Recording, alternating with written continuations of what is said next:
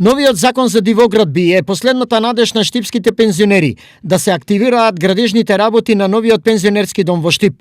Во спротивно, актуелната законска регулатива за откачување на работата е немоќна, тврди денеска штипскиот градоначалник Благој Бочварски. И јас токму поради тоа, бидејќи ова е многу значаен, верувам ќе биде и витален објект за градот, за пензионерите, сум спремен да го поддржам овој закон, како што тоа веќе и го најавив, и ќе направам се тој закон да стапи на сила со цел да го решиме овој проблем и пензионерите да продолжат, да можат да го повикаат изведувачот, да продолжи со градба и тој пензионерски дом да биде ставен во функција. Во меѓувреме, овдешното Сдружение на пензионерите презентираа прагматизам во очекување на донесување на новата законска регулатива. Ние по тој повод поднесовме и писмена иницијатива и до градоначалникот и до Советот за одобрување на средства доколку се донесе новиот закон да бидат платени сите средства од областа на комунали и друга инфраструктура, да биде што помал теретот на Сдруженијето.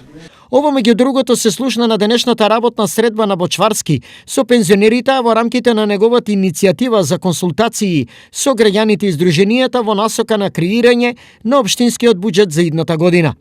Пензионерите побараа дополнителни ставки во буџетот за подобар пензионерски животен стандард и отворење на 2 нови клуба во руралните населби во Штипско.